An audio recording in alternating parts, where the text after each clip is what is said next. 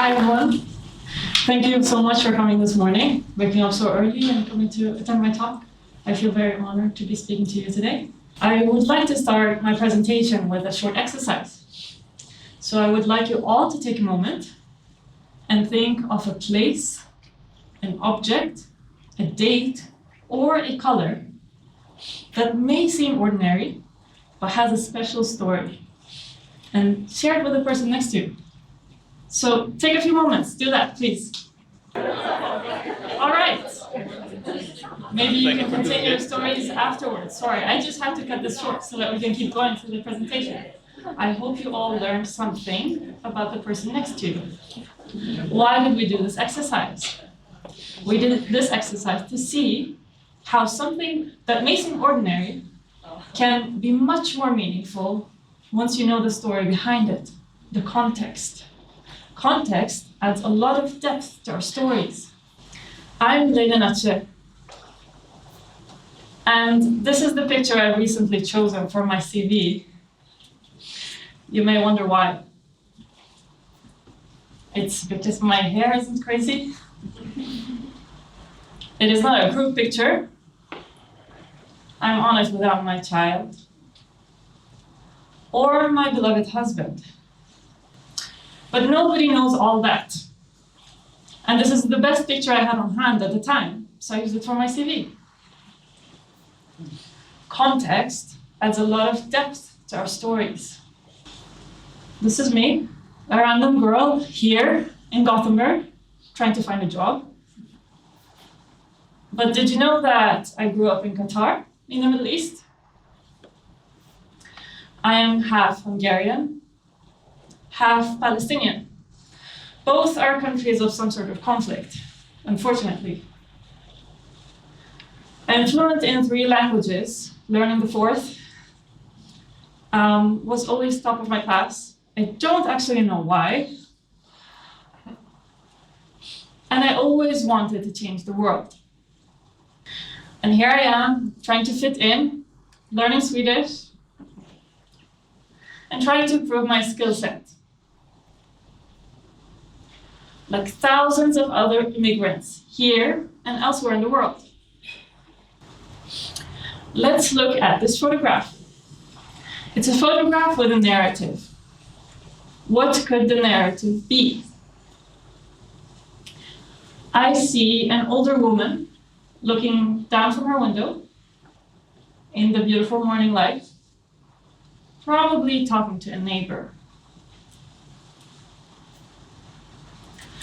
But the truth is, she's looking down at her courtyard, where the workshop is, where her children and her sons are working. They are extracting copper from unused electrical wires, cables. They are using the copper, melting it, making it into sculptures that they then sell and worship in Nepal. In fact, you can see one of the sculptures here, and another one inside here. I took this photograph after having had chai with the family, where they explained their practice. There's a lot more I could add onto this photograph, many more layers, but I'm trying to keep it simple for now. Your initial analysis of this photograph probably have given you a certain feeling. But the layers and information I added on for you may have changed your perception. It is totally normal and expected to have your own perception when it comes to artistic practices. Which is why I'm not going to give away all the stories behind these images.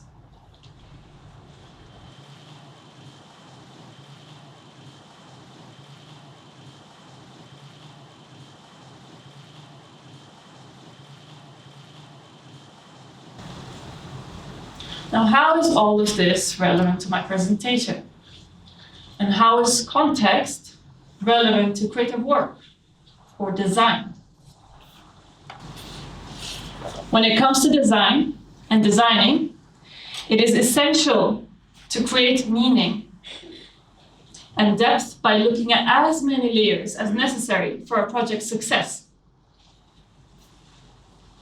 I studied graphic design in my bachelor's, and when I first handed in my very first project, my professors were impressed. Not by the logo I made, I promise you, but by the process book I handed in alongside it.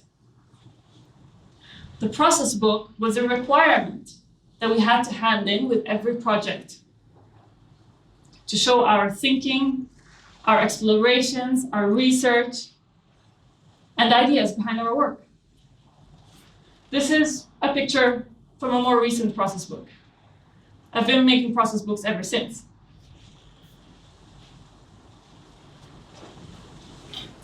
My work isn't always beautiful. It doesn't have to be. But I make sure it is always meaningful. And to this day, I believe that meaningful design work has depth and value that is often overlooked. A project where I had put in a lot of effort, but into the wrong layers. When I first moved to Sweden to study child culture design, I was hit by culture shock. I came from the Middle East, and it shocked me how people here in Sweden don't say hello or hold the door for the person behind.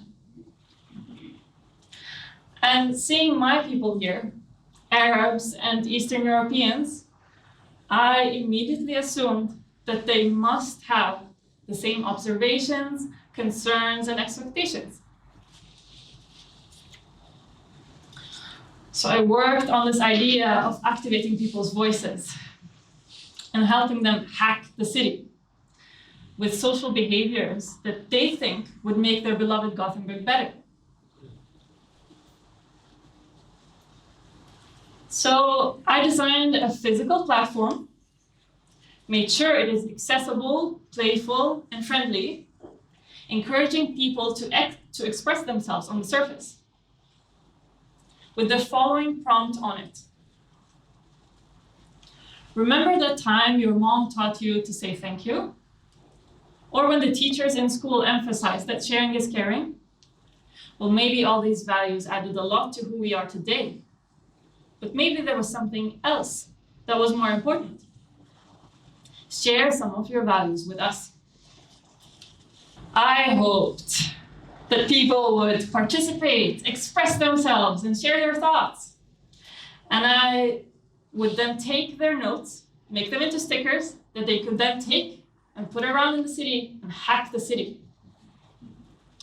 I worked so hard on the structure of this platform, making sure it is well designed, accessible, friendly, without testing alternate options with my audience. The result. Only the first phase of the project went through. This platform was actually installed at a culture house here in Gothenburg, and people used it. They wrote on it, but mostly irrelevant things.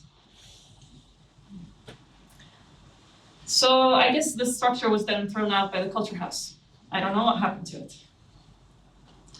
A few years later, during the pandemic, I saw the sticker. It's a sticker designed, made by Västtrafik, put on their trams and their buses. It says, "Say hey" to the chauffeur.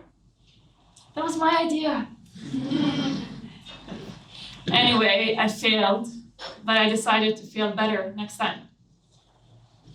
Now, let's look at a project, my master's thesis, my latest project. Cool spaceship, right? Well, that's not why I'm showing it to you, actually. I'm showing it to you because this project was about children, parents, and university students eating together, making together, and playing together. I was getting to know my participants through workshops and meeting sessions that I had designed. Then together, we were working on identifying an issue, which was, in the student housing complex, the families did not feel integrated into the community. And that was because all the activities and events were planned for students who were single.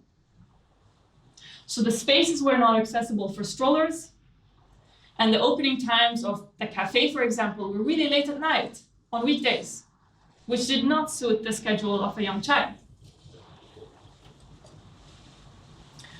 So we worked with metaphors to try to come to solutions, potential solutions. How could a giant bear and a slow sloth and an active monkey share and enjoy a space together? Why do you think we chose these animals? They represent the age, the capabilities, and the body types of the community members. We made pizza together and talked about modern parenting issues, like how parents nowadays push the swings harder so they have more time to look at their phones. We made large prototypes and koyas, or huts, that a 5-year-old would enjoy. We played with lights and shadows and made musical instruments to see where the group's interests lie. And after all this is where we got. We laughed together, we gave hugs during our last session. We made swings, houses, and spaceships, and made up new games to play.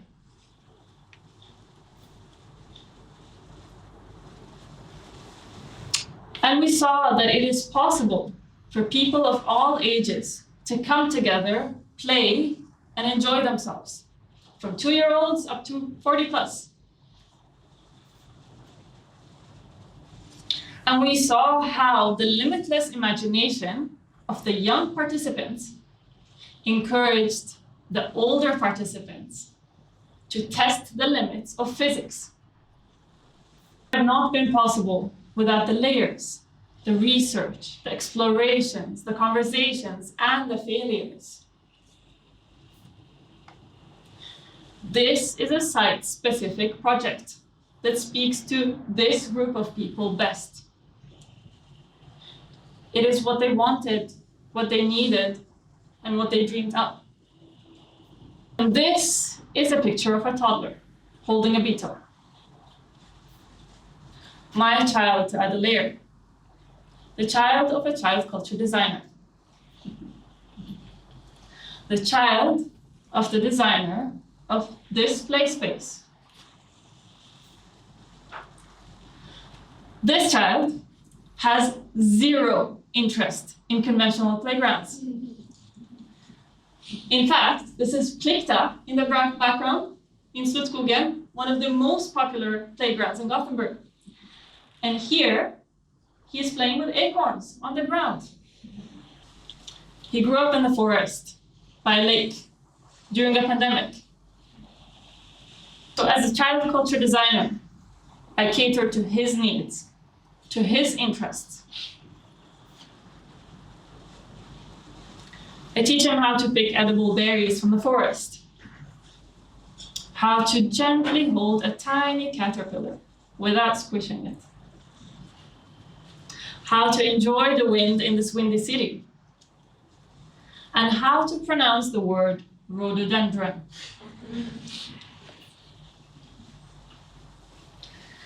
Studying the context, catering to specific needs, and understanding the people you're working together with lead to meaningful and relatable work.